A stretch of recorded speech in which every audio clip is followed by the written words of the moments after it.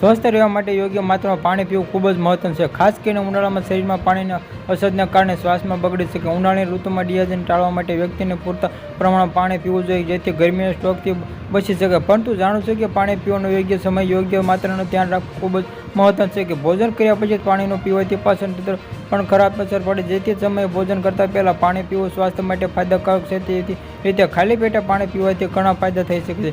જે દરરોજ ખાલી પેટે પાણી પીવાથી શું થાય છે, ચાલો જાણીએ કે પાછી આ વિશે જાણીએ. માહિતી ડાયટિશમાંથી નંદિની અને આપી રહી છે કે પ્રમાણિત ડાયટિશમાંથી અને ન્યુટ્રિશનિસ્ટમાં જે નિષ્ણાતો કહે છે, જ્યારે સવારે ઉઠો ત્યારે રાત્રે સૂયા પછી પાણી પીવું જોઈએ. ત્યારે શરીરના તાત્કાલિક હાઇડ્રેશન પ્રદાન લગભગ 8 થી 9 કલાક ઊંઘ પછી શરીરને ફરીથી ડાયટ કરવા માટે પાણી પીવું મહત્વપૂર્ણ છે. કે સવારે ખાલી પેટ પાણી પીવો ત્યારે શરીરમાં ડિટોક્સિફાઇડ કરવામાં આવે છે. જે સવારે ખાલી ઉફાળા પાણી અથવા કે લીંબુવાળું પાણી પીવું જોઈએ નહીં, જે શરીરને ડિટોક્સિફાઇડમાંથી જે પેટ સારી રીતે સાફ કરે છે. જે તમારે સવારે ખાલી પેટે ગ્લાસ 9 સેકા પાણી ઉમેરીને પીવો જોઈએ. કબજિયાતમાં રહેવા મળતા નિષ્ણાતો કહે છે કે સવારે ઉઠ્યા પછી 2 થી 3 ગ્લાસમાં પાણી ન પીવું જોઈએ. જે ગ્લાસ પાણી પીવાથી પડતું હોય છે તે સવારે ઉઠ્યા પછી ખાલી પેટે પાણી પીવાથી શયા પછી પાચન સુધરે છે, વજન ઘટાડવા માટે મદદ મળે છે. જો દરરોજ સવારે ખાલી પેટે પાણી પીવો છો તમારે સ્વાસ્થ્યને હાઇડ્રેટેડ રાખે, તમારા ચહેરા પર ચમક લાવે છે. દરરોજ સવારે ખાલી પેટ પાણી પીવાથી ગેસ, એસિડિટી, અપચો અને